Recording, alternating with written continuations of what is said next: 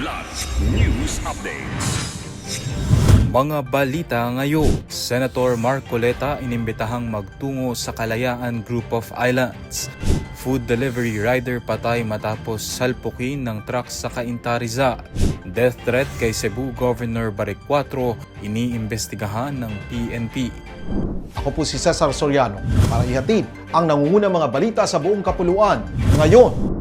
Inimbitahan ng Philippine Coast Guard o PCG si Senator Rodante Marcoleta na sumama sa isang Maritime Domain Awareness Flight patungong Kalayaan Island Group upang personal na makita ang sitwasyon sa West Philippine Sea. Ayon kay PCG spokesperson Commodore J. Tariela, dayon ng investigasyon na maipakita ang kahalagahan ng KIG sa soberanya ng bansa. Ang pahayag ay kasunod ng kontrobersyal na sinabi ni Marcoleta na maaari umanong ibigay ng Pilipinas ang ilang bahagi ng KIG dahil lampas umano ito sa exclusive economic zone ng bansa. Nilinaw naman ng senador na ang kanyang pahayag ay may kaugnayan lamang sa teknikal na proseso ng International Hydrographic Organization at wala umanong intensyong isuko ang teritoryo. Dead on the spot ang isang food delivery rider habang sugatan naman ang isa pa matapos salpukin ng isang truck na nag-counterflow sa barangay San Andres, Cainta, Rizal pasado alas 8 ng gabi nitong Sabado, Pebrero 7. Batay sa saksi at CCTV footage ng barangay, biglang pumasok sa kabilang linya ang truck para mag-overtake dahilan upang direktang masapul ang dalawang motorsiklo. Agad rumesponde ang barangay public safety officers at isinugod sa ospital ang nasugatang rider.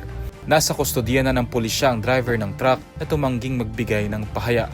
Patuloy ang investigasyon ng mga otoridad kaugnay ng insidente.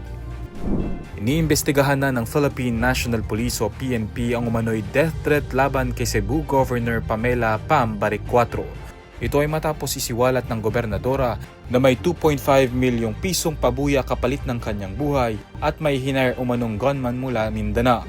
Ayon kay PNP Chief Police General Jose Melencio Nartates Jr., inatasan na ang mga intelligence unit na tukuyin ng mga nasa likod ng umano'y kill plot na planong isagawa sa labas ng Cebu. Tiniyak ng PNP ang patuloy na koordinasyon sa mga lokal na otoridad at mahigpit na pagbabantay sa mga lugar na madalas puntahan ng gobernador. Dagdag ni Nartates, ipinatutupad din ang parehong hakbang sa seguridad para sa iba pang public officials na nakararanas ng banta at pananakot habang ginagampanan ng kanilang tungkulin. Para sa Kidlat News Channel, ako si Renzel Linon, nag-uulat.